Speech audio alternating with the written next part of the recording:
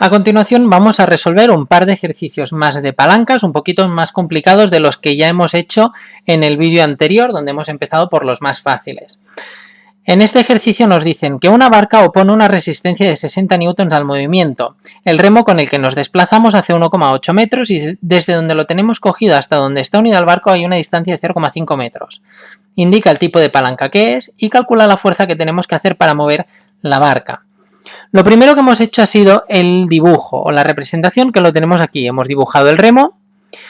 Como ya hemos explicado en el vídeo de palanca, el concepto y los tipos de palanca, y en un ejercicio que hemos hecho también en otro vídeo, el extremo del remo es el fulcro, porque es lo que apoyamos para poder movernos o como punto fijo. De hecho, si pensáis, cuando nosotros metemos la pala, lo que se mueve es el barco, no se mueve el extremo que está dentro del agua.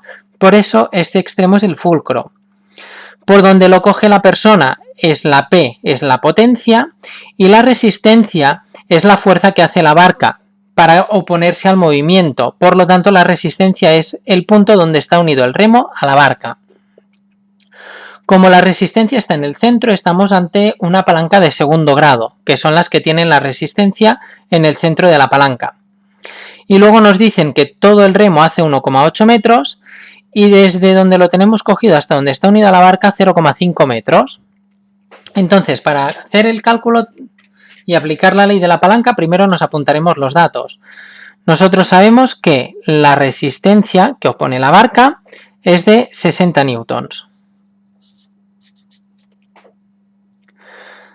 Además, el brazo de la resistencia es la distancia que hay desde la resistencia hasta el fulcro. Por lo tanto, para saber esta distancia, lo único que tenemos que hacer es restar el total menos este trozo.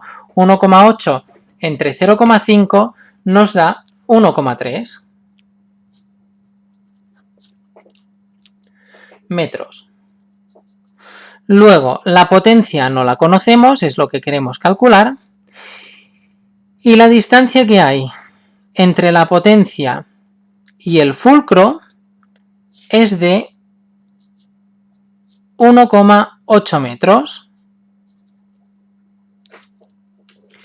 Ahora que tenemos ya todos los datos, aplicaremos la fórmula de la ley de la palanca. De manera que nos queda potencia por brazo de la potencia es igual a resistencia por brazo de la resistencia. La potencia no la conocemos. El brazo de la potencia son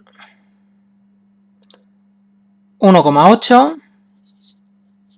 La resistencia da 60 y el brazo de la resistencia 1,3.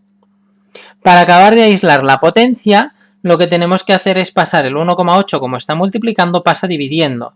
De manera que nos queda que la potencia es igual a 60 por 1,3 entre 1,8.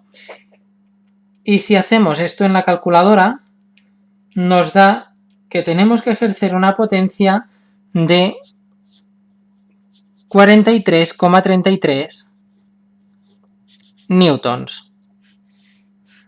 Recordad que en una palanca de segundo grado, como el brazo de la potencia es más grande, tenemos que hacer una fuerza menor a la resistencia. Y luego vamos al siguiente ejercicio. En el número 6 nos dicen que de una barra vertical colgamos un peso de 100 newtons a 3 metros del fulcro y al otro lado queremos colocar un peso de 250. ¿A qué distancia lo tendremos que colocar para que quede equilibrada? De manera que tenemos la barra.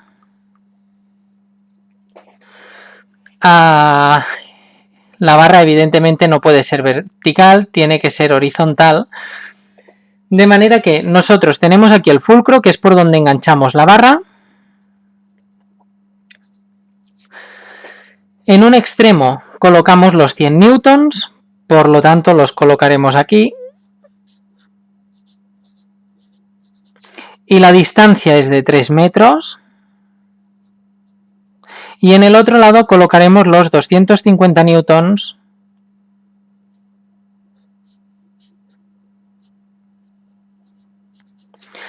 y queremos calcular la distancia a la que tenemos que enganchar estos 250 newtons, por lo tanto, esto de aquí.